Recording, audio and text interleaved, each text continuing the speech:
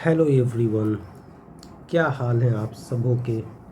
पढ़ाई ठीक चल रही है? तो स्वागत है आप सभी सेकेंडरी और सीनियर सेकेंडरी के बच्चों का आपके ही अपने रिवीजन क्लास में, आपके ही अपने प्लेटफॉर्म पर जिसका नाम है इजी लर्निंग इन फिज़िक्स। आज की इस रिवीजन क्लास में मैं आप सभी लोगों के लिए लेकर आया हूँ एक बहुत ही इम्पॉर्टेंट टॉपिक। स्पेशली ये जो टॉपिक है ये क्लास 9th के स्टूडेंट के लिए ही मैं तैयार कर रहा हूँ। तो जो सेकेंडरी स्कूल के बच्चे हैं डैट इज़ 9th और 10th स्टैंडर्ड के, उन्हें इस टॉपिक से बेनिफिट हो सकती है ना। जो लोग 11th क्लास में हैं उनकी ऑलरेडी ये सारी चीज़ें आज के लेक्चर की पढ़ी हुई होंगी, तो 11th वालों को ये लेक्चर देखने की ज़रूरत नहीं है, जहाँ तक मुझे ऐसा लगता है। बाकी आपकी मर्ज़ी। ओके, तो ये लेक्चर हम लोगों को इंट्रोड्यूस कराएगा कोऑर्डिनेट ज्योमेट्री के बहुत ही बेसिक कंसेप्ट के साथ। वो सारी कंसेप्ट हमारे लिए बहुत ही इम्पोर्टेंट रोल प्ले करेगी जब हम लोग कोऑर्डिनेट ज्योमेट्री की नेक्स्ट लेक्चर तैयार करेंगे। स्ट्रेट लाइन जिस लेक्चर में मैं पढ़ाऊँगा वहाँ पर ये सारी बेसिक टर्मिनोलॉजी काफ़ी हेल्प करने वाली है। ओके, तो चलिए बिना टाइम गवाए हम लोग सेशन स्टार्ट करते हैं, लेक्चर स्टार्ट करते हैं। ओके, मैं एक कार्टेशियन प्लेन बनाने जा रहा हूँ, ज़रा ध्यान दीजिएगा, है ना। देखिए, आई थिंक हम सभी लोग इस सिस्टम से पहले से ही फैमिलियर होंगे। ओके, यहाँ पर आप देख रहे होंगे कि दो म्यूचुअली परपेंडिकुलर एक्सिस है। आप यहाँ से ध्यान दे दीजिएगा। तो हमारे पास we have two mutually perpendicular axis. Okay, normally जो हमारे पास हॉरिजेंटल लाइन होती है ना, अगर मैं इस हॉरिजेंटल लाइन की बात करूँगा तो ये हॉरिजेंटल लाइन हमारी क्या कहलाती है, ये एक्स एक्सिस के नाम से जानी जाती है। और एक लाइन हमारे पास कौन सी लाइन है, वर्टिकल लाइन। ओके, अगर मैं इस वर्टिकल लाइन की बात करूँगा तो ये हमारी वाई एक्सिस है। ओके, तो एक्स एक्सिस और वाई एक्सिस के कॉम्बिनेशन से एक प्लेन सरफेस हमारी डिफाइन हो रही है। ओके, ये प्लेन सरफेस हमारी जो कहलाती है ये कहलाती है कार्टेशियन प्लेन। किस नाम से जानी जाती है? कार्टेशियन प्लेन के नाम से जानी जाती है। अब ज़रा यहाँ से आप ध्यान दीजिएगा, हम लोगों ने पढ़ रखा है पहले से ही कि अगर मैं इस एक्सिस की बात करूँगा, बेसिकली ये अपने आप में एक नंबर लाइन है। तो आप देखना यहाँ पर कि ये जो पॉइंट है जहाँ पर दोनों एक्सिस एक दूसरे को इंटरसेक्ट कर रही है, इस पॉइंट को ओरिजिन कहते हैं। तो मैं अगर ओरिजिन की बात करूँगा तो ये पॉइंट वो हमारा क्या कहलाएगा, ओरिजिन कहलाएगा। ओके, और यहाँ पर देखना एक्स एक्सिस के दो पार्ट हैं, एक ओरिजिन की लेफ्ट डायरेक्शन की तरफ है और एक ओरिजिन के राइट डायरेक्शन की तरफ है। जो ओरिजिन के राइट डायरेक्शन की तरफ है आप पढ़ कर आए हैं, मुझे बताने की ज़रूरत नहीं है, ये एक्स एक्सिस की पॉजिटिव डायरेक्शन है। और जो ओरिजिन के लेफ्ट तरफ है ये एक्स एक्सिस की नेगेटिव डायरेक्शन है। अगर मैं ओरिजिन के ऊपर की बात करूंगा तो ये ऊपर वाली वाई एक्सिस की पॉजिटिव डायरेक्शन हो जाएगी, और यहाँ से अगर मैं नीचे की बात करूंगा तो ये वाई एक्सिस की नेगेटिव डायरेक्शन हो जाएगी। ओके, और ये कुछ नहीं, बेसिकली नंबर लाइन है, वैसी नंबर लाइन जिनके बारे में हम लोगों को पहले से इन्फॉर्मेशन है। इस पर हम लोग रियल नंबर को रिप्रेजेंट करते हैं। तो एक्स एंड वाई एक्सिस ये बोथ हमारी क्या है, रियल नंबर लाइन है। तो अगर मैं यहाँ से लिखूँगा तो आप आसानी से लिख सकते हैं x axis and y axis are real number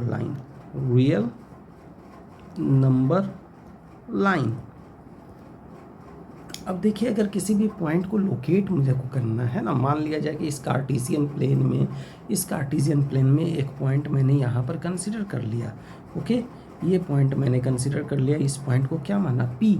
तो अब इस पॉइंट की लोकेशन में एक्स एक्सिस का भी रोल होता है और वाई एक्सिस का भी रोल होता है। ध्यान दीजिए, एक्स और वाई का रोल किस तरह से होता है। अगर मान लीजिए कि मैं पी से एक्स एक्सिस पर अगर परपेंडिकुलर ड्रॉ कर देता हूँ, तो मान लीजिए ये पी ए परपेंडिकुलर है और इसी पी से मैंने वाई एक्सिस पर एक परपेंडिकुलर ड्रॉ कर दिया, तो सपोज़ यहाँ पर मान लीजिए कि ये हमारा पॉइंट बी पर इंटरसेक्ट कर रहा है। ओके, अब ज़रा ध्यान दीजिए, क्या हम लोग ऐसा नहीं कह सकते हैं कि ओ से लेकर ए तक की अपनी एक लेंथ डिफाइन हो रही है, इस लेंथ को मैंने एक्स एक्सिस के अलॉन्ग लेंथ कह दिया। और फिर आप ऐसा भी तो कह सकते हो कि ओ से लेकर वाई एक्सिस के बीच में एक लेंथ डिफाइन हो रही है, इस लेंथ को वाई एक्सिस के अलॉन्ग लेंथ का नाम हम लोगों ने दे दिया। तो किसी भी पॉइंट की लोकेशन की बात अगर की जाएगी ना, तो उस लोकेशन में एक्स एक्सिस के अलॉन्ग और वाई एक्सिस के अलॉन्ग जो ये हम लोगों को पॉइंट्स मिल रहे हैं, डैट इज़ अगर मैं बात करूँगा ओ ए की लेंथ कितनी दी गई है x, और ओ बी की लेंथ कितनी दी गई है y, तो ये x एंड y की इन्वॉल्वमेंट होती है। पता है ये x और y हमारे क्या कहलाते हैं, ये x और y हमारे कोऑर्डिनेट ऑफ पॉइंट्स कहलाते हैं, है ना। तो अगर मैं यहाँ से लिखूँगा x और y के बारे में, तो ये हमारा क्या कहलाएगा, ये कहलाएगा coordinates of point P। Point P के कोऑर्डिनेट होंगे x और y। तो यहाँ से अगर मैं लिखना चाहता हूँ तो मेरे को मिल जाएगा, क्या मिल जाएगा, तो अगर मैं पॉइंट P के कोऑर्डिनेट की बात करूँगा तो पॉइंट P की कोऑर्डिनेट हमारी एक्स वाई मिल जाएगी। ध्यान रखना, सबसे पहले हम लोग कोऑर्डिनेट रिप्रेजेंटेशन में एक्स एक्सिस के अलॉन्ग वाला लेंथ लिखेंगे और बाद में वाई एक्सिस के अलॉन्ग वाला लेंथ लिखेंगे। ओके, एक्स एक्सिस के अलॉन्ग वाली लेंथ को क्या कहा जाएगा, अगर मैं यहाँ से बात कर रहा हूँ एक्स की, तो x हमारा x कोऑर्डिनेट के नाम से जाना जाता है। किस नाम से जाना जाएगा, अगर मैं बात करूँगा इसकी, तो ये हमारा x कोऑर्डिनेट कहलाएगा। और अगर मैं बात करूँगा y की, तो ये जो y है हमारा, इसको हम लोग क्या कहते हैं, इसे हम लोग y कोऑर्डिनेट के नाम से जानते हैं। ये हम लोगों को पता है ना। तो ये चीज़ें हम लोगों ने बेसिक चीज़ें देख ली। अच्छा, एक और बात, अगर मैं x कोऑर्डिनेट की बात करता तो मैं ये कह रहा हूँ कि जैसे हमारे पास एक्स कोऑर्डिनेट है ना, तो पता है एक्स कोऑर्डिनेट का एक और नाम है, एक्स कोऑर्डिनेट को हम लोग कहते हैं एब्सिसा से, एब्सिसा। ओके और उसके बाद अगर मैं बात करूँगा वाई कोऑर्डिनेट की, तो वाई कोऑर्डिनेट को हम लोग नॉर्मली किस नाम से जानते हैं, ऑर्डिनेट के नाम से जानते हैं। तो अब देखिए, अब कहीं अगर आपको एब्सिसा और ऑर्डिनेट टर्म यूज़ हो रहा मिलेगा, तो इससे आप कंफ्यूज मत होइएगा कि ये एब्सिसा क्या है, ऑर्डिनेट क्या है ना। बात समझ में आ गई। तो चलिए, ये बहुत ही बेसिक सी चीज़ थी जो मैंने आपको यहाँ पर समझा दी। चलिए आगे बढ़ते हैं। ओके, देखिए यहाँ से अगर मैं बात करूँगा तो मैंने यहाँ पर एक्स और वाई एक्सिस दिखा दिया। मतलब ये जो प्लेन है हमारी ना, ये प्लेन हमारी किस नाम से जानी जाती है, इस प्लेन को ही हम लोग कहते हैं कार्टेशियन प्लेन। ओके, अब यहाँ पर मैं अगर इसकी बात करता हूँ तो ये आपकी एक्स एक्सिस की पॉजिटिव डायरेक्शन है। इसकी बात की जाएगी तो ये वाई पॉजिटिव हो गया। इसकी बात करेंगे तो यहाँ पर एक्स नेगेटिव मिलने लगते हैं। इसकी बात करेंगे तो यहाँ पर वाई नेगेटिव मिलने लगते हैं, है ना। अच्छा, आपको तो पता है, नहीं पता है तो मैं बता दूँ, ये जो पार्ट है आपका, ये वाला ब्लॉक है ना, ये 4 ब्लॉक में डिवाइड हो रहा है, आप देख रहे होंगे। तो टॉप मोस्ट राइट को हम लोग कहते हैं फर्स्ट क्वाड्रेंट। इसे हम लोग क्या कहते हैं, फर्स्ट क्वाड्रेंट। और इस क्वाड्रेंट में एक्स की वैल्यू भी पॉजिटिव और वाई की वैल्यू भी पॉजिटिव होती है। ये हमारा कौन सा क्वाड्रेंट कहलाएगा, ये हमारा सेकंड क्वाड्रेंट कहलाएगा। इसमें अगर मैं बात करूँगा तो एक्स नेगेटिव और वाई हमारा क्या हो जाएगा, पॉजिटिव। हमेशा याद रखना, एक्स कोऑर्डिनेट पहले लिखा जाता है और वाई कोऑर्डिनेट हम लोग बाद में लिखते हैं। ये हमारा जो है, ये किस नाम से जाना जाएगा, ये कहलाएगा थर्ड क्वाड्रेंट, है ना। और थर्ड क्वाड्रेंट की अगर बात कीजिएगा तो एक्स भी माइनस में होते हैं और वाई भी माइनस में होते हैं। एंड नेक्स्ट अगर मैं बात करूँगा तो ये नेक्स्ट हमारा क्या कहलाएगा, फोर्थ क्वाड्रेंट कहलाएगा। और फोर्थ क्वाड्रेंट में एक्स प्लस होते हैं और वाई हमारे क्या होते हैं, माइनस होते हैं। ओके, अब जैसे मान लीजिए कि हमारे पास एग्जाम्पल के तौर पर आ गया, सपोज़ हमसे किसी ने पूछा लोकेट दी फॉलोइंग पॉइंट्स, है ना, लोकेट दी फॉलोइंग पॉइंट्स। मान लीजिए ऐसी कंडीशन आ गई, फॉलोइंग पॉइंट्स। अब ज़रा ध्यान दीजिएगा, कंडीशन क्या है, फर्स्ट में पॉइंट दिए गए हैं 3 और 4, ये पॉइंट दिए गए हैं और मुझे यहाँ पर दिखाना है। आप ज़रा ध्यान दीजिएगा कि इस रिप्रेजेंटेशन में एक्स कोऑर्डिनेट भी प्लस में है और वाई कोऑर्डिनेट भी प्लस में। तो एक्स भी प्लस में और वाई भी प्लस में, मतलब ये आपका फर्स्ट क्वाड्रेंट का पॉइंट हो गया, है ना। तो यहाँ से पता चला कि जिस पॉइंट की हम लोग बात कर रहे हैं, सॉल्यूशन, तो सॉल्यूशन में हमारे पास 3 और 4 हैं। ये पॉइंट हमारे कौन से क्वाड्रेंट में लाई करेंगे, तो आप आसानी से कह सकते हैं ये हमारे एक्स को फर्स्ट क्वाड्रेंट में लाई करेंगे। चलिए, तो एक काम किया जाए, केवल फर्स्ट क्वाड्रेंट आप बना लीजिए। तो क्या हम लोग यहाँ से फर्स्ट क्वाड्रेंट नहीं दिखा सकते हैं, बताइए। तो ये हम लोगों ने फर्स्ट क्वाड्रेंट दिखा डाले। ओके, अब यहाँ पर ये एक्स एक्सिस हो गए, ये वाई एक्सिस हो गया। हमको 3 और 4 पॉइंट को लोकेट करना है। तो यहाँ से ध्यान दीजिएगा आप लोग, जैसे मान लिया जाए डेट्स 1, 2 और 3। ओके, तो मेरे को तो 3 ये मिल गए और अगर 4 की बात करनी है तो सपोज़ 1 2 3 4, तो ये 4 पॉइंट हमारे ये मिल गया। ओके, कैसे लोकेट किया जाएगा तो मैं बताऊं, ये जो 3 आया है ना, तो x के कोऑर्डिनेट से y एक्सिस के पैरेलल आप एक लाइन ड्रॉ कर दीजिए। नेक्स्ट जो हमारा y लोकेशन मिला है, y लोकेशन से हम लोगों ने x के पैरेलल एक लाइन ड्रॉ कर दिया। क्लास 9th वाले स्पेशली मैं आप लोगों को समझा रहा हूँ, ज़रा ध्यान दीजिए। तो ये जो पॉइंट आपको मिली ना, यही पॉइंट है हमारी, और ये पॉइंट कौन सी पॉइंट आ गई, 3 4 आ गई। तो लोकेट कर दिया हम लोगों ने एक्स वाई प्लेन पर, कौन सी पॉइंट को लोकेट कर दिया, 3 4 को लोकेट कर दिया। चलिए अगर मान लिया जाए कि इसी में हमसे पूछ देता, हाँ तो मान लिया जाए कि इसी में अगर हमसे पूछ देता कि सेकंड कोऑर्डिनेट लोकेट कीजिए सेकंड पॉइंट 4 3, तो अगर मेरे को 4 3 लोकेट करना होता तो आप किस तरह से लोकेट करते हैं, तो ज़रा बताइए। तो अब अगर मैं एक्स कोऑर्डिनेट की बात करूँगा तो यहाँ से अगर मैं बात करूँगा तो 4 3 ये भी आपका फर्स्ट क्वाड्रेंट में ही पॉइंट लाई कर रहा है, क्योंकि एक्स भी प्लस में है और वाई भी प्लस में है ना। तो अब बताइए एक्स कोऑर्डिनेट 4 है तो आपका 4 यहाँ पर आ रहा होगा, है ना। ये एक्स कोऑर्डिनेट 4 हो गए। और 3 की अगर मैं बात करूँगा तो वाई कोऑर्डिनेट 3 है, तो 3 हमारा यहाँ आ रहा होगा। आप एक काम करो, 3 से जो है ना एक्स एक्सिस के पैरेलल एक लाइन ड्रॉ कर लो। और फिर अगर मैं बात करूँगा तो फिर हम लोगों ने वाई से क्या कर लिया, वाई से 4 से वाई एक्सिस के पैरेलल एक लाइन ड्रॉ कर लिया। यहाँ पर ये दोनों पॉइंट इंटरसेक्ट करते हुए दो लाइन अपियर हो गए, तो यहाँ पर ये जो कोऑर्डिनेट मिल गया, ये कोऑर्डिनेट क्या मिल गया हम लोगों को, 4 3 मिल गया, जबकि ये पॉइंट 3 था, ये पॉइंट 4 था। आप ज़रा देख सकते हैं ये दोनों पॉइंट 3 4 और 4 3 बिल्कुल ही इसमें नंबर सेम है, लेकिन आप देखिएगा तो ऑर्डर का जो है वो हेर फेर है। आप अगर ब्लू वाले पॉइंट को देखिएगा तो ब्लू वाले पॉइंट में 3 पहले और 4 बाद में है, जबकि आप ग्रीन वाले पॉइंट को देखिएगा तो इसमें 4 पहले और 3 बाद में है। तो 3 और 4 से ही मैंने बनाया है, लेकिन ये दोनों अलग अलग पॉइंट्स को रिप्रेजेंट कर रहे हैं, जिसका एक इलस्ट्रेशन मैंने आपको यहाँ पर समझा दिया। ओके, चलिए अब आगे बढ़ते हैं। अब तो आपको कोई भी पॉइंट लोकेट करने के लिए पूछ दिया जाएगा तो आप आसानी से लोकेट कर सकते हैं ना। जैसे मान लिया जाए कि हमारे पास नेक्स्ट एग्जाम्पल के तौर पर एग्जाम्पल नंबर 3, मान लीजिए ये दे दिया गया -3 और 4, इसको लोकेट करना है। तो देखिए तो x -3 में, x का -3 में आना ये क्या दिखा रहा है, ये दिखा रहा है कि हमारे पास नेगेटिव x एक्सिस है और y 4 है। 4 का मतलब ये हो गया कि ये हमारे पास पॉजिटिव y एक्सिस है ना, हम लोगों ने यहाँ से दिखा दिया।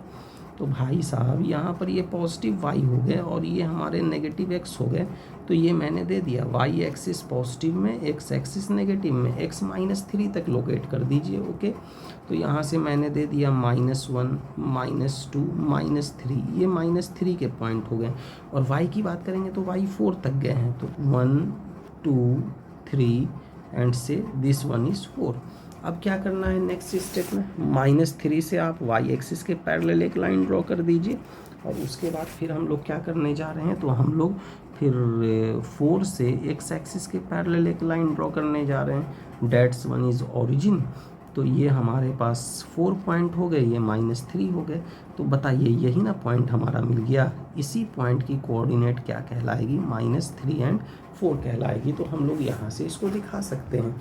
और आप अगर बात करोगे तो यहाँ x नेगेटिव में और y पॉजिटिव में आ गए। तो अगर मैं -3 एंड 4 की बात करता हूँ तो ये कौन से क्वाड्रेंट में आ रहा है, ये हमारा आ रहा है सेकंड क्वाड्रेंट में। तो उम्मीद है कि ये जो 2 इलस्ट्रेशन मैंने आपको दिया है यहाँ पर, ये 2 इलस्ट्रेशन काफ़ी हेल्प करेगा हम लोगों का पॉइंट्स के लोकेशन को डिफाइन करने में, है ना। चलिए अब आगे बढ़ते हैं। जैसे अगर मान लीजिए कि कोई हमसे पूछेगा, क्या पूछ रहा है, सपोज़ कोई हमसे पूछ रहा है कोऑर्डिनेट ऑफ ऑरिजिन, कि भैया ऑरिजिन का कोऑर्डिनेट क्या होगा, कोऑर्डिनेट ऑफ ऑरिजिन ओ, ठीक है। तो अगर मैं ऑरिजिन का कोऑर्डिनेट लिखूँगा तो बताओ, यहाँ से तुम देख लो, यही ना हमारा ऑरिजिन है ओ। तो इसके लिए तो x भी 0 है और y भी 0 है। तो ऑरिजिन का कोऑर्डिनेट अगर हम लोगों को लिखना है तो ये हम लोग क्या लिख सकते हैं, 0 0 लिख सकते हैं। ओके, नेक्स्ट मान लीजिए अगर हम लोगों को लिखना होगा coordinate of any point on x axis पर किसी भी पॉइंट के कोऑर्डिनेट को लिखना है। तो एक काम करते हैं, पहले एक बार कोऑर्डिनेट फिर से मैं सेट ही कर देता हूँ, है ना। ये हो गए, ये हो गए, ये कोऑर्डिनेट मैंने सेट कर दिया। अब ज़रा आप सभी लोग ध्यान दीजिएगा थोड़ा। Okay, that one is origin, और अब जान चुके हैं ओरिजिन की कोऑर्डिनेट क्या होती है, 0 0। मान लीजिए एक्स एक्सिस पर आप किसी भी पॉइंट को लोकेट करा दीजिए। यहाँ पर एक पॉइंट को मैंने ए लोकेट करा दिया, ए एक्स एक्सिस पर है। ओके, और ओरिजिन से अगर मुझे ए के डिस्टेंस की बात करनी है तो सपोज़ ये डिस्टेंस मैं एच ले लेता हूँ। तो अगर मुझे एक्स एक्सिस के पॉइंट की कोऑर्डिनेट देनी है तो यहाँ पर तो एक्स कोऑर्डिनेट एच हो जाएगा, लेकिन वाई कोऑर्डिनेट क्या होगा, 0। तो अगर मैं coordinate of any point on x axis की बात करूँगा तो ये एच 0 हो जाएगा। तो हम लोग यहाँ से एच 0 का फॉर्मेट लिख सकते हैं। ओके, दूसरे कंडीशन में आइए। तो दूसरे कंडीशन में मान लिया जाए कि हमारे पास वाई एक्सिस, तो अगर मैं वाई एक्सिस की बात करता हूँ तो वाई एक्सिस के अलोंग कोई भी पॉइंट ले लीजिए। मान लीजिए यहाँ पर मैंने बी ले लिया और ये बी हमारा वाई एक्सिस के अलोंग का पॉइंट है। ओके, तो ओरिजिन से आप पॉइंट बी को मिला दीजिए। इस तरह से हम लोग मिला सकते हैं, है ना। अब मान लीजिए ये जो डिस्टेंस आई है, ये डिस्टेंस के आई है। तो जब पॉइंट बी के कोऑर्डिनेट को लिखिएगा तो एक्स कोऑर्डिनेट तो 0 है और वाई कोऑर्डिनेट हमारा क्या आ गया, के आ गया। तो इस तरह से अगर हम लोगों को लिखना होगा, क्या लिखना होगा, coordinate of any point on y axis.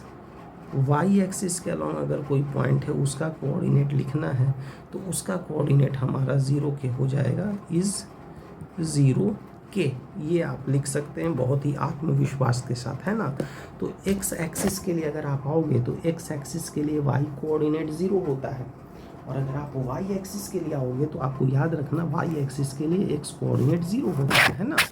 तो आप आसानी से लिख सकते हैं। आप क्या लिख सकते हैं मैं बताऊं, आप आसानी से लिख सकते हैं y coordinate is 0 for x axis. Okay, and फिर आप लिख सकते हैं x coordinate is 0 for y axis. ये हमारे पास मिल जाएंगे। तो बताइए, यहाँ तक समझ में आ गया। बहुत ही एलिमेंट्री चीज़ें मैंने आपको यहाँ पर समझा दी हैं, किसी तरह की कोई कन्फ्यूजन नहीं होनी चाहिए। बहुत ही आसान सी चीज़ थी जो मैंने बेसिक इंट्रो आप लोगों को यहाँ पर दे दिया है। ओके, चलिए आगे बढ़ते हैं। नेक्स्ट है हमारा डिस्टेंस फार्मूला, उस पर बात करेंगे। चलिए ज़रा ध्यान दीजिएगा आप सभी लोग, डिस्टेंस फार्मूला समझ लेते हैं हम लोग, है ना। जैसे मान लिया जाए कि हम लोगों ने यहाँ पर एक पॉइंट कंसिडर कर लिया। पॉइंट क्या है हमारा, तो सपोज़ ये पॉइंट की अगर हम लोग बात करते हैं तो 2 पॉइंट हम लोगों ने कंसिडर कर लिया। इनमें से एक पॉइंट आप मान लीजिए ए। तो अगर मैं बात करूँगा तो एक पॉइंट हम लोगों ने ए मान लिया। ओके, तो यहाँ से ध्यान दे देना सभी लोग, ये पॉइंट ए मैंने मान लिया और यहाँ से एक और पॉइंट हम लोगों ने कंसिडर कर लिया और इस पॉइंट को मैंने बी मान लिया। ठीक है, अगर मैं ए के कोऑर्डिनेट के हिसाब से बात करूँगा तो सपोज़ ए की कोऑर्डिनेट x1 y1 मानी और बी की कोऑर्डिनेट को मैंने क्या मान लिया, x2 y2 मान लिया। ओके, अब क्या करना है हम लोगों को, ये जो ए है ना, तो मान लीजिए ए से मैंने ये परपेंडिकुलर ड्रॉ कर दिया। कितनी परपेंडिकुलर ड्रॉ कर दिया, तो ए से ए डैश। ओके, बी से भी आप एक परपेंडिकुलर ड्रॉ कर दो। सपोज़ बी से हम लोगों ने परपेंडिकुलर ड्रॉ कर दिया बी डैश। अब ए और बी को हम लोग ज्वाइन करा देते हैं। ठीक है, तो सपोज़ ए और बी को हम लोगों ने इस तरह से ज्वाइन करा दिया। तो आप देखिए, तो ए और बी के बीच में यही ना डिस्टेंस आ गई। इस डिस्टेंस को थोड़ी देर के लिए डी कह दीजिए। आपको इसी डिस्टेंस के बारे में तो पता करना है कि ये डिस्टेंस कितना हो जाएगा। तो इस डिस्टेंस का पता करने के लिए हम लोग क्या ऐसा नहीं कर सकते हैं, ए से आप बी बी डैश पर एक परपेंडिकुलर ड्रॉ कर दीजिए कुछ इस तरह से। ये परपेंडिकुलर ड्रॉ कर दिया तो आपको ये ट्रायंगल साफ दिख रही होगी जो यहाँ से मैंने कट कर निकाली है। ये एक राइट एंगल ट्रायंगल है हमारी। इस पॉइंट को आप क्या मान लीजिए, तो इस पॉइंट को हम लोगों ने सी कंसिडर कर लिया। ओके, ध्यान दीजिएगा सभी लोग, ये पॉइंट हम लोगों ने सी कंसिडर कर लिया। ओके, अगर इस राइट एंगल ट्रायंगल के हिसाब से बात करते हैं तो ए डैश, अगर ए की कोऑर्डिनेट की बात करते हैं तो ए की कोऑर्डिनेट हमारी कितनी आ रही है, ज़रा ध्यान दीजिए। तो ए की कोऑर्डिनेट आपकी x1 आ रही है। कहने का मतलब है कि जब आप ओ से लेकर ए डैश तक के डिस्टेंस की बात करोगे तो ये डिस्टेंस x1 होगा। ठीक इसी तरह से अगर मैं ओ से लेकर बी डैश तक के डिस्टेंस की बात कर लूँगा तो बता दीजिए, डिस्टेंस देखने पर ही ये डिस्टेंस x2 लग रहा है। x2 के अलॉन्ग है, बेसिक एलिमेंट्री लेवल में मैंने आप लोगों को सिखा दिया है। ओके, अब यहाँ से फिर अगर मैं बात करता हूँ तो ध्यान देना, इसको मैंने वाई एक्सिस के साथ कॉम्बाइन किया तो ये जो डिस्टेंस हमारी दिख रही है फिगर में, ये डिस्टेंस हमारी कितनी दिखाई दे रही है, y1। फिर आप यहाँ से जो है ना वो परपेंडिकुलर ड्रॉ कर दीजिए वाई एक्सिस पर। तो आप खुद बता दीजिए, अगर मैं इस डिस्टेंस की बात करूँगा तो ये डिस्टेंस क्या हमारा y2 नहीं दिखाई दे रहा है? आप बोलोगे बिल्कुल दिख रहा है हम लोगों को, है ना। चलिए, जब इतनी सारी चीज़ें दिख गई तो एक और चीज़ मैं दिखा दूँ। वो क्या, अगर आप यहाँ से लेकर यहाँ तक के डिस्टेंस की बात करोगे तो क्या ये डिस्टेंस आपको x2 माइनस x1 नहीं दिखेगा, है ना। x2 में से x1 घटा दो, वो डिस्टेंस निकल जाएगा।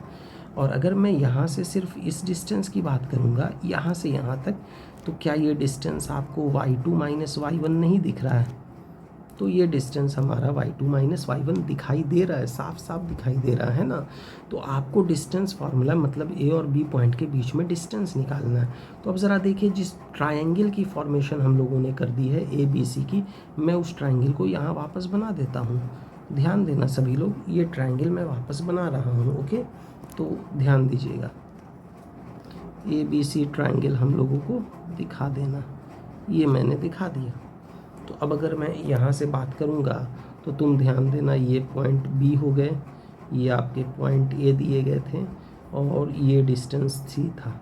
हम लोगों ने इसको y2 माइनस y1 बनाया और ये वाली लेंथ हमारी x2 माइनस x1 है और ये हमारे पास d डिस्टेंस दिया गया है। ओके, अगर आप पाइथागोरस थ्योरम लगाइएगा तो बताइए, पाइथागोरस थ्योरम है ना, तो इस पाइथागोरस थ्योरम से अगर मैं बात करूँगा तो ए बी स्क्वायर, हाइपोटेन्यूज का स्क्वायर क्या आ जाएगा, तो ये A C square plus B C square होगा ना। अब बता दीजिए, ए बी स्क्वायर की जगह पर डी, ए सी स्क्वायर की जगह पर क्या आ जाएंगे, x2 माइनस x1, और बी सी स्क्वायर की जगह पर क्या आ जाएगा, y2 माइनस y1 का स्क्वायर।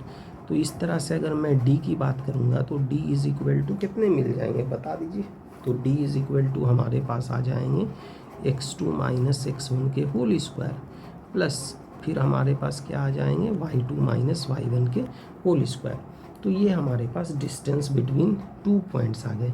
कोई भी 2 पॉइंट्स अगर दिया गया है तो उन 2 पॉइंट्स के बीच के डिस्टेंस को निकालने के लिए हम लोग इस फॉर्मूले का डायरेक्टली यूज़ कर सकते हैं। अब जैसे मान लीजिए कि एग्ज़ाम में हम लोगों के पास क्वेश्चन आ गया, क्वेश्चन है फाइंड डिस्टेंस बिटवीन ओके, मान लो इसमें पहला क्वेश्चन दे दिया पॉइंट ए की कोऑर्डिनेट -2 3 दे दी, और अगर सेकंड क्वेश्चन की बात कर लिया बी, तो बी की कोऑर्डिनेट में -4 और 5 मान लिया हम लोगों ने। डिस्टेंस पता करना है, तो कैसे पता करेंगे हम लोग, तो अगर मैं सॉल्व करूँगा तो सॉल्व करने पर ये जो पॉइंट ए है हमारे, पॉइंट ए की कोऑर्डिनेट क्या है, कोऑर्डिनेट ऑफ पॉइंट ए -2 3 है, तो ए के लिए आप x1 y1 मान सकते हैं। और ये जो b है, b की कोऑर्डिनेट क्या दी गई है, -4 5, क्या इसके लिए आप x2 y2 नहीं मान सकते हो। अब बताओ डिस्टेंस क्या होता है, x2 माइनस x1 का होल स्क्वायर होता है ना। तो since distance is equal to हम लोग क्या लिख सकते हैं, x2 माइनस x1 का whole square plus y2 minus y1 का होल स्क्वायर, और डिस्टेंस d, तो आप बताइए ये क्या आएगा, x2 माइनस x1।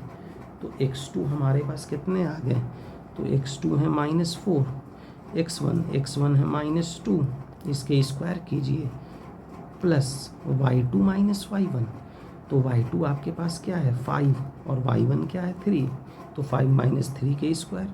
तो अब बता दीजिए d इज इक्वल टू कितने दिख रहे हैं हम लोगों को, तो ये -4 + 2, -4 + 2 के स्क्वायर प्लस 2 के स्क्वायर, और d इज इक्वल टू कितने दिख गए, ये -2 के स्क्वायर दिख गए प्लस 2 का स्क्वायर, -2 का स्क्वायर भी 4, 2 का स्क्वायर भी 4, ये √8 आ गए ना।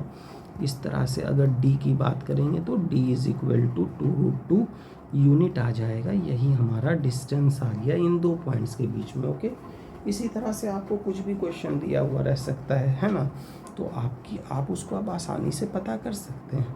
अब जैसे मान लीजिए कि एक क्वेश्चन दे दिया हमारा पॉइंट P की कोऑर्डिनेट ले लिया -3 और अगला दे दिया पॉइंट Q की कोऑर्डिनेट ले लिया -2 -5। अब आपको सॉल्व कर कर निकालना है। तो सॉल्यूशन की जब हम लोग बात करेंगे तो P की कोऑर्डिनेट -3 है, इसको आप x1 y1 ले लीजिए। Q की कोऑर्डिनेट -2 -5 है, इसे हम लोगों ने क्या ले लिया, x2 y2 ले लिया। अब ज़रा आपको डिस्टेंस PQ का पता करना है ना, तो distance is equal to formula क्या होता है बताइए। तो ये x2 - x1 के होल स्क्वायर आ जाएंगे प्लस y2 - y1 के होल स्क्वायर आ जाएंगे, है ना। अब यहाँ से आप ज़रा सेट कीजिए तो ये कितने आ रहे हैं, x2 की वैल्यू क्या आ गई -2 और x1 की वैल्यू -3 है, तो -3 लिखिएगा ना, इसका होल स्क्वायर प्लस y2 की वैल्यू -5 और y1 की वैल्यू 0, इतना दे दीजिए। और d इज इक्वल टू कितने मिल जाएंगे बताइए, ये -2 + 3 का होल स्क्वायर आएगा और प्लस ये -5 का होल स्क्वायर आ गया।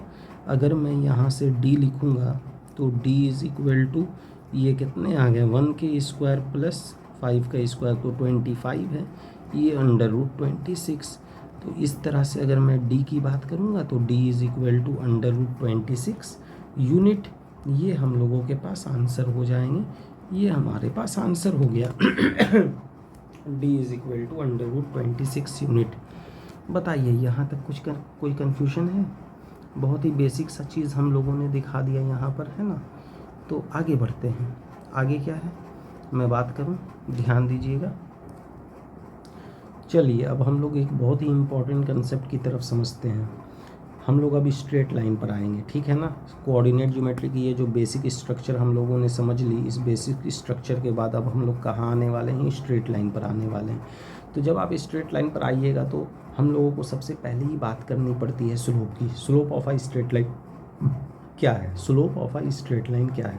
तो स्लोप को समझने के लिए आप दो तरह की शेप अपने दिमाग में एकदम फिट कर लीजिए। उस शेप को एकदम नहीं भूलना है। एक आप देखिए, एक एक्यूट एंगल का शेप जो कि ऐसे इस मैनर में होगा, इस मैनर में एक शेप आपका ये हो जाएगा।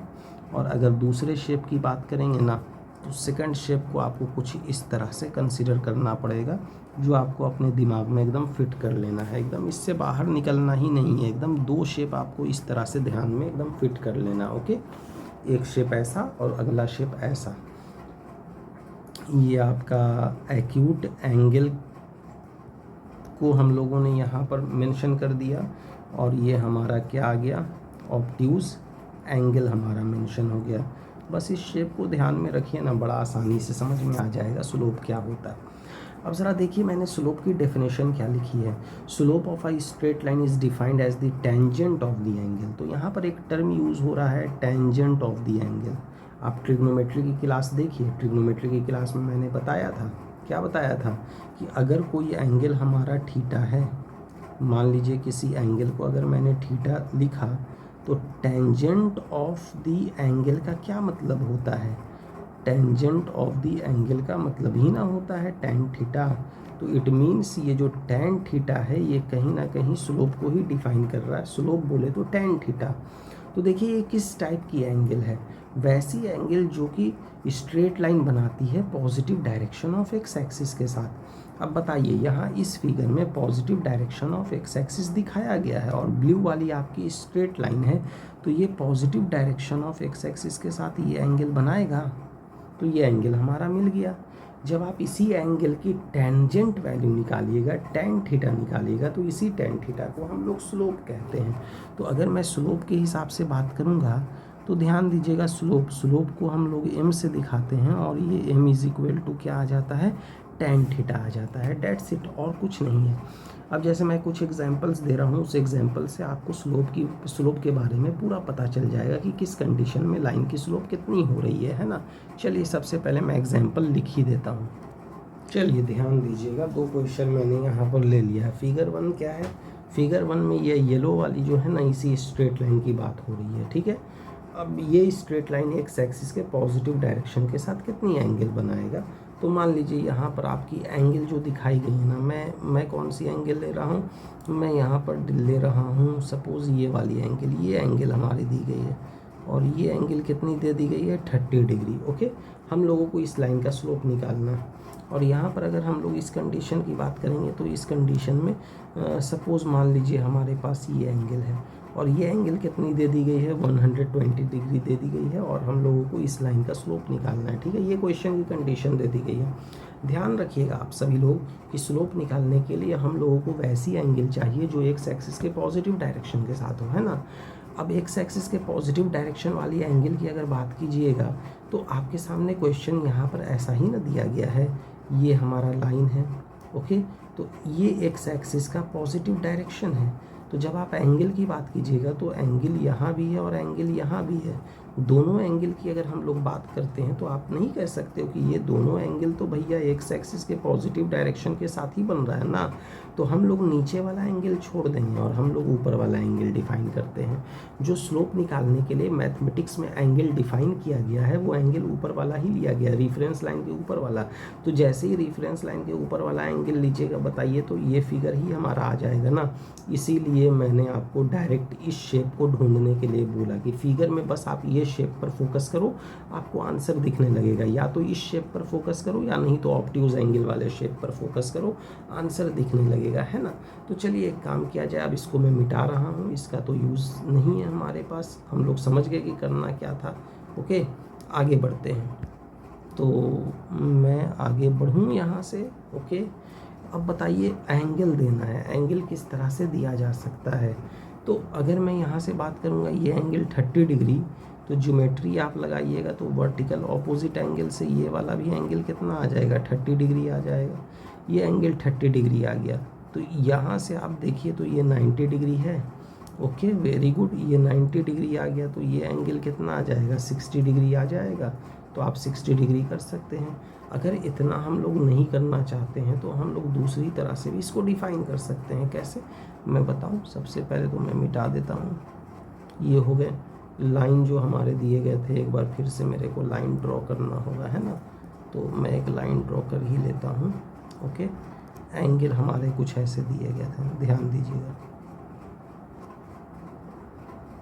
ये थे, ओके, ये दिए गए थे। तो चलिए मैं बनाता हूँ। ये एंगल हमारे कितने माने गए, सपोज़ ये एंगल हमने 30 डिग्री मान लिए थे, ओके।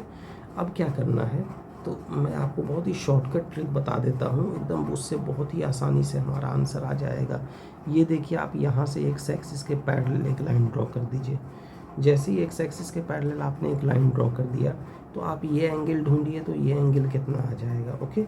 आपके पास एक एंगल है 30 डिग्री और अगला है 90 डिग्री, और इस एंगल को अगर आप x मान लेते हैं तो जैसे ही x माना ये x मान लीजिए, तो बताइए तो 30 डिग्री, 90 डिग्री और x, ये तीनों लीनियर पेयर का एंगल है। तो लीनियर एंगल कितना आता है, 180 डिग्री आता है। तो ये 120 degree plus x is equal to कितने आ जाएंगे, 180। तो x is equal to 120 degree आ गया। अगर बताइए ये एंगल x है तो कॉरिस्पॉन्डिंग एंगल से ये भी हमारा x ही ना हो जाएगा। तो आपके लिए तो स्लोप निकालने वाली एंगल यही आ गई x, जिसकी वैल्यू कितनी आ गई, 120 डिग्री। तो अगर आप पहले वाले फिगर में स्लोप निकालिएगा तो स्लोप इज इक्वल टू कितने आ जाएंगे, एक सेकंड, 180 में 120 लेस करते हैं तो 60 डिग्री ना आ जाएगा। तो मैं यहाँ से 60 डिग्री मेंशन कर दे रहा हूँ।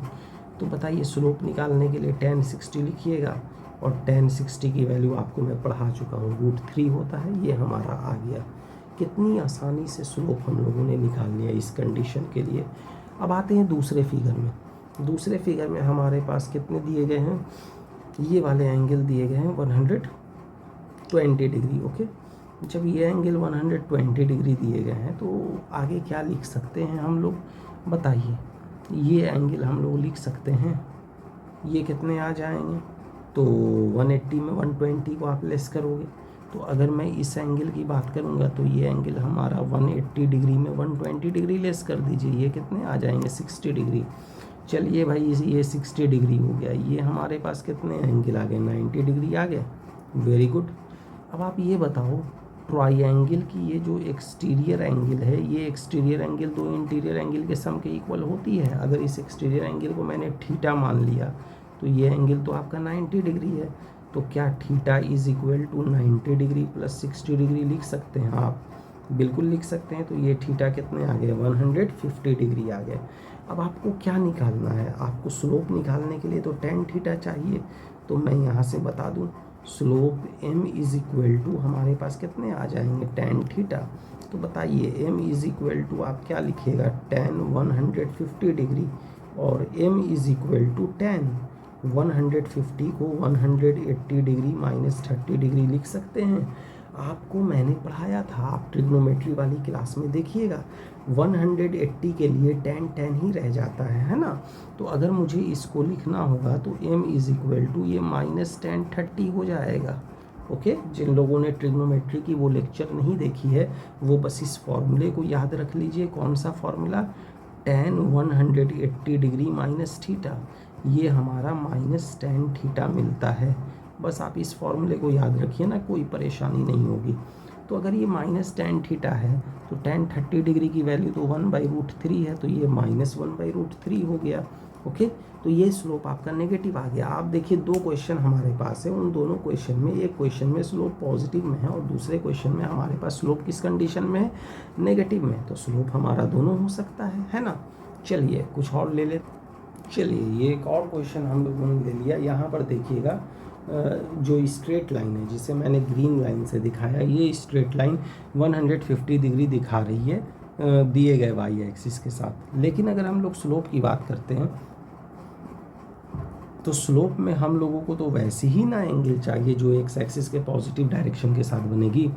आपको मैंने याद रखने के लिए कैसा शेप बताया है, या तो आप इस शेप को ढूंढिए या तो आप इस शेप को ढूंढिए, है ना। तो यहाँ पर देखिए ये वाला शेप नज़र आ रहा है ना, मतलब ये हो गया कि ये एंगल जो है यही एंगल आपको स्लोप निकालने के लिए हेल्प करेगा। अब ये एंगल थीटा कैसे आएगा इसकी बात कर लेते हैं। बताइए ये 150 है तो क्या ये एंगल 30 डिग्री नहीं होगा लीनियर पेयर से? आप बोलोगे हाँ हो जाएगा। अब बताओ ये एंगल 90 डिग्री हो गया तो थीटा के लिए क्या बचा? ट्रायंगल के तीनों एंगल का सम कितना होता है 180 होता है। तो आप लिख सकते हैं ना 90 degree plus 30 degree plus theta, ये 180 आ गए। तो 120 degree plus theta is equal to क्या आ गया 180, तो theta is equal to 60 degree आ जाएंगे।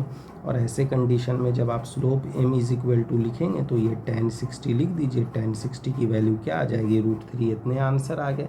ओके, चलिए यहाँ पर इस क्वेश्चन की अगर हम लोग बात करते हैं तो इस क्वेश्चन में देखिए तो जो स्ट्रेट लाइन है वो यहाँ पर 120 डिग्री दिखाई गई है, लेकिन ये 120 डिग्री स्लोप निकालने के लिए थोड़ी ही होगा। स्लोप निकालने के लिए कौन सा मैंने बताया, या तो एक्यूट एंगल ढूंढिए या ऑब्ट्यूज एंगल ढूंढिए, है ना। तो यहाँ पर आपको ये एंगल दिखाई दे रहा है, यही एंगल आपका स्लोप निकालने के लिए यूज़ में आ जाएगा, जो कि एक्स एक्सिस के पॉजिटिव डायरेक्शन के साथ है। देखिए ग्रीन वाली आपकी स्ट्रेट लाइन हो गई है ना, और अगर मैं एक्स एक्सिस की पॉजिटिव डायरेक्शन की बात करूँगा तो ये डायरेक्शन हमारी एक्स एक्सिस की पॉजिटिव डायरेक्शन को दिखा रही है। तो कोई स्ट्रेट लाइन एक्स एक्सिस के पॉजिटिव डायरेक्शन के साथ जितनी एंगल बनाती है उसी एंगल की tan थीटा को ही तो स्लोप कहा जाता है। तो अब आप थीटा निकालिए कैसे आएगा। तो ये बताइए ये 120 डिग्री हो गए, तो अगर मैं इस एंगल की बात करूँगा तो क्या ये एंगल 60 डिग्री नहीं होगा लीनियर पेयर से? जब ये 60 डिग्री हो गया तो ये एंगल आपका 90 डिग्री है, तो ये एंगल हमारे पास कितने आ जाएंगे, तो ये एंगल आपके 30 डिग्री आ जाएंगे ज्योमेट्री से। अब जब ये 30 आ गया तो थीटा और 30 डिग्री फिर से लीनियर पेयर का एंगल आ गया, तो थीटा इज इक्वल टू कितने आ जाएंगे, ये 150 डिग्री आ जाएंगे। तो ये हमारे 150 डिग्री आ गए। ओके, तो अगर मैं यहाँ से बात करूँगा थीटा के लिए तो थीटा हमारा आ गया 150 डिग्री। देखिए अगर हम लोगों को tan थीटा निकालना है तो स्लोप निकालने के लिए क्या आप लिखिएगा tan थीटा लिखिएगा, और यहाँ से आप लिख दीजिए tan 150 डिग्री कैसे tan 150 की वैल्यू निकालेंगे? तो इसको एक काम कीजिए, 180 डिग्री माइनस 30 डिग्री के फॉर्म में रखिए। और मैंने आपको बताया, क्या बताया याद रखने के लिए? tan 180 डिग्री माइनस थीटा, ये कितना याद रखना है? माइनस tan थीटा याद रखना है। तो अगर मैं यहाँ से लिखूँगा तो ये कितना आ जाएगा? माइनस tan 30 डिग्री आ जाएगा। तो यहाँ से m इज़ इक्वल टू कितने आ गए? माइनस tan 30 डिग्री की वैल्यू 1/√3, इतने ही आंसर हमारे आ गए। अगर आप देखना चाहते हैं tan 180 minus theta is equal to minus tan theta के बारे में और डिटेल, तो ये आपको ट्रिग्नोमेट्री की चीज़ है, किसी ट्रिग्नोमेट्री लेक्चर में मैंने समझा रखा है, वहाँ हम लोगों को ये बड़े ही आसानी से अवेलेबल हो जाएगा, मिल जाएगा। ओके, आगे बढ़ा जाए। अब नेक्स्ट टॉपिक क्या है? चलिए ध्यान दीजिएगा, नेक्स्ट कंडीशन क्या है? ये देखिए, ये मैंने क्या लिखा, स्लोप ऑफ एक्स एक्सिस। अब हमारे पास एक्स एक्सिस है और एक्स एक्सिस के लिए स्लोप देना है। तो बताइए, तो एक्स एक्सिस ही ना रेफरेंस लाइन है, और ये रेफरेंस लाइन खुद के साथ ही कितनी एंगल बनाएगी? ज़रा देखिए, तो ये रेफरेंस लाइन खुद के साथ 0 डिग्री की एंगल बनाएगी, है ना। तो जब स्लोप ऑफ एक्स एक्सिस की बात कीजिएगा तो ये कितने आ जाएंगे? tan 0 की वैल्यू क्या होती है? 0। इसी तरह से मान लीजिए फिर मैं आता हूँ स्लोप ऑफ वाई एक्सिस की स्लोप क्या होगी? तो ज़रा ध्यान दीजिएगा, अगर मैं वाई एक्सिस की बात करता हूँ, है ना, तो यहाँ से ये वाई एक्सिस है। ये बताओ, वाई एक्सिस जो है reference line that is x axis के साथ कितनी एंगल बनाएगी? एक्स एक्सिस ही तो हमारा रेफरेंस है ना। तो वाई एक्सिस एक्स एक्सिस के साथ 90 डिग्री की एंगल बना रही है। तो जब मेरे को यहाँ से लिखना होगा कि यहाँ से अगर स्लोप के बारे में दिया जाएगा तो ये एक्स एक्सिस के पॉजिटिव डायरेक्शन के साथ 90 डिग्री बनाती है, तो tan 90 आ जाएगा ना स्लोप के लिए। ये आपका इन्फिनिटी आ गया। नेक्स्ट आइए, नेक्स्ट क्वेश्चन। मान लीजिए आपको दिया गया है slope of a line parallel to x axis. अगर एक्स एक्सिस के पैरेलल कोई लाइन है तो उसका स्लोप क्या होगा? मान लीजिए यहाँ से आप ये लाइन ले लीजिए, क्या ये लाइन एक्स एक्सिस के पैरेलल नहीं दिखाई दे रहा है? बिल्कुल दिखाई दे रहा है। तो ऐसे कंडीशन में जो लाइन पैरेलल है ना एक्स एक्सिस के, वो भी तो 0 डिग्री बना देगा। तो अगर मेरे को स्लोप लिखना होगा तो बताइए, ऐसे कंडीशन में स्लोप इज इक्वल टू क्या लिखिएगा? tan 0 की वैल्यू क्या हो जाती है? 0 हो जाती है। ये इस लाइन का स्लोप हो गया। अब मान लीजिए नेक्स्ट अगर हम लोग लिखना चाहते हैं तो हमारे पास है slope of a line parallel to y axis. ज़रूरी है पैरेलल ही लिखा रहे जी? नहीं ना, इसको ऐसा भी लिख सकता है ना, परपेंडिकुलर टू एक्स एक्सिस।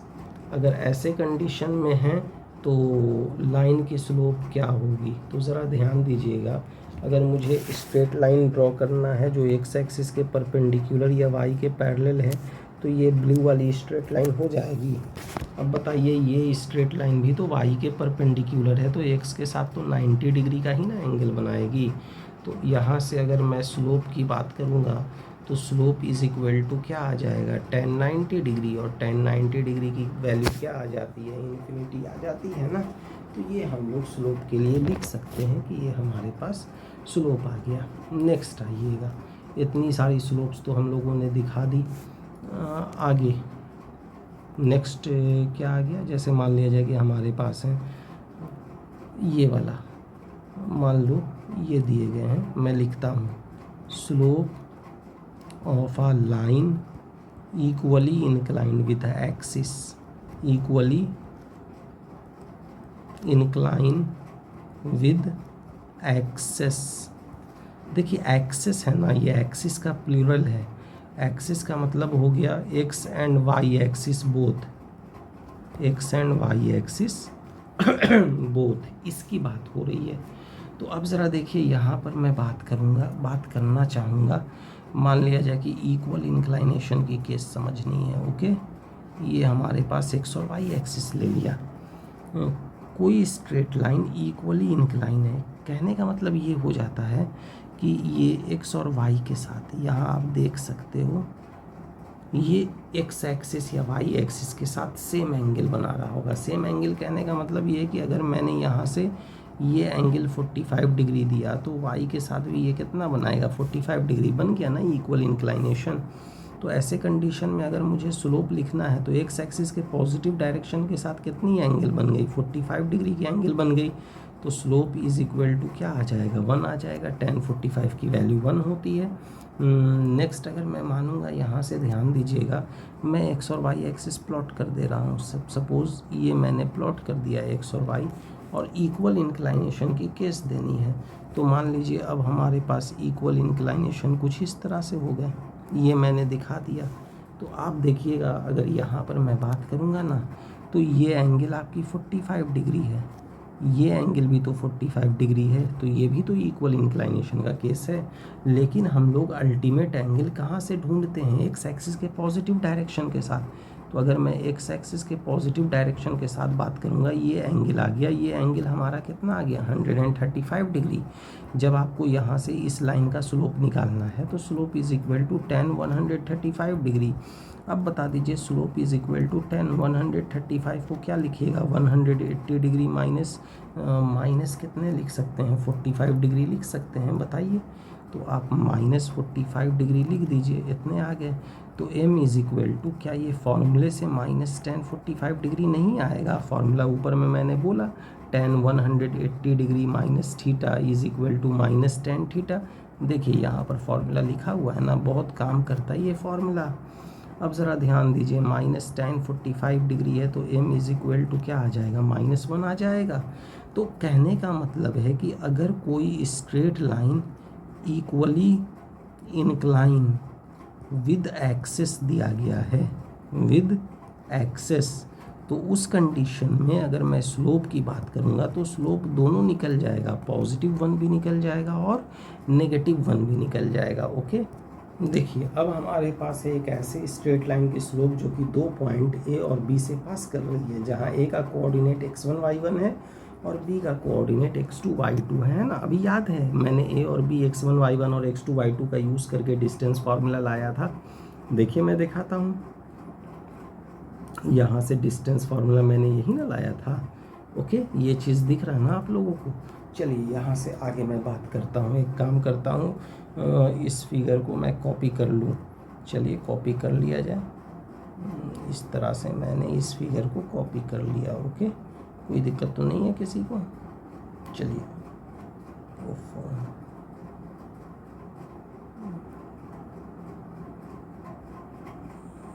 यहाँ से मैंने कॉपी कर लिया, कॉपी। अब इस फिगर को मैं यहाँ ना लाकर नीचे पेस्ट कर देता हूँ। समझना सभी लोग, बड़े ही आराम से हम लोग बड़े ही चाव से इसको निकाल सकते हैं। यहाँ ध्यान दीजिएगा, पेस्ट ये कर दिया और बताइए ये फिगर आ गया ना हमारे पास। अब यहाँ से स्लोप निकालना है। स्लोप के लिए क्या होता है, कोई स्ट्रेट लाइन एक्स एक्सिस के पॉजिटिव डायरेक्शन के साथ जितनी एंगल बनाती है उसे ही ना हम लोग स्लोप कहते हैं। अब ध्यान देना, ये आपका है स्ट्रेट लाइन ए बी, और मैं अगर एक काम करूं, मैं यहाँ से इस ए बी को थोड़ा सा बैक प्रोड्यूस करता हूँ, यहाँ दिस। आप ज़रा ध्यान देना, ये एक्स एक्सिस के पॉजिटिव डायरेक्शन के साथ कुछ एंगल तो दिखाएगा। अगर मुझे एक्स एक्सिस के पॉजिटिव डायरेक्शन को दिखाना है तो ये आप एक्स एक्सिस को बैक कर दीजिए, इस तरह से कर दिया। तो बताइए यही एंगल ना हमारी एक्स एक्सिस की पॉजिटिव डायरेक्शन के साथ एंगल आ गई, थीटा। अगर ये एंगल थीटा है तो बताइए ये एंगल भी तो कॉरेस्पॉन्डिंग एंगल थीटा हो जाएगी। बाकी सारी चीज़ें मैं पहले से समझा चुका हूँ। अब आप ट्रायंगल BCA में आ जाइए, है ना। अगर मैं बात करता हूँ स्लोप की, तो आप जानते हो slope m is equal to क्या होता है, tan थीटा। चलो ये बात तो हम लोगों को पता है। In triangle BCA। अब बताओ ट्रायंगल BCA में अगर tan थीटा लिखिएगा तो tan थीटा BC/AC आ जाएगा। आप BC/AC लिख दीजिए। देखिए BC के लिए कितना मेज़रमेंट लिखा गया, y2 - y1, तो BC के लिए आप y2 - y1 लिख दीजिए। अब AC अगर दिया गया है तो ये AC A' B' के इक्वल होगा ना। आप देखिए तो A' B' x2 - x1 है, तो AC की वैल्यू तो बस इतनी ही है ना भाई। तो ये वैल्यू x2 - x1 आ गई। तो AC की जगह पर आप क्या लिख सकते हैं, तो यहाँ से हम लोग आसानी से लिख सकते हैं x2 माइनस x1। तो अब बता दो आप, स्लोप की अगर हम लोग बात करते हैं तो स्लोप इज इक्वल टू क्या आ जाएगा, तो स्लोप इज इक्वल टू हमारे सामने रिप्रेजेंटेशन आ जाएगी y2 minus y1 divided by क्या आ जाएगा x2 माइनस x1। बोलिए यही ना आएगा हमारा स्लोप के लिए। तो इस तरह से हम लोग m के लिए दे सकते हैं y2 minus y1 divided by x2 minus x1।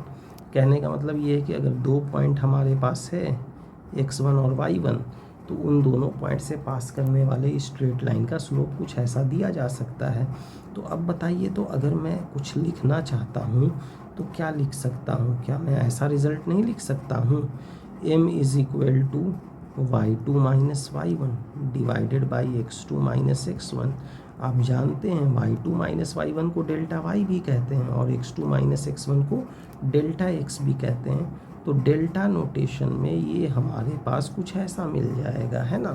तो ये रहा भाई, कितनी इम्पोर्टेंट चीज़ें आज की क्लास में हम लोगों ने समझ ली। हम लोगों ने पूरा स्लोप के बारे में आइडिया ले लिया कि ये स्लोप हमारा होता क्या है। देखिए बीच में एक पेज हमारा ये बर्बाद ही हो गया, क्या किया जाएगा, ये शिफ्ट हो जाता है क्या, मुझे तो आइडिया है नहीं, खैर हटाओ। ये हमारे पास स्लोप के बारे में आइडिया हो गया कि ये हो क्या रहा है ना, इतनी सारी चीज़ें पढ़ ली। तो चलिए आज की क्लास में कोऑर्डिनेट ज्योमेट्री की जो एलिमेंट्री चीज़ें हैं वो एलिमेंट्री चीज़ें हमारी यहीं तक हैं। उम्मीद है कि क्लास आप सभी लोगों को समझ में आया होगा। स्पेशली ये क्लास 9th वालों के लिए मैंने बनाया है, 9th एंड 10th वालों के लिए। हाँ, अब जो नेक्स्ट लेक्चर आएगा स्ट्रेट लाइन का, तो उसमें हम लोग स्ट्रेट लाइन के बारे में पढ़ने वाले हैं, उसकी ग्राफ के बारे में पढ़ने वाले हैं। तो ये सारी चीज़ें मैं बनाऊंगा 11th क्लास के पॉइंट ऑफ व्यू से। तो चलिए मिलते हैं हम लोग नेक्स्ट क्लास में, तब तक आप सभी लोग पढ़ते रहिए और मेहनत करते रहिए। Till then goodbye everyone.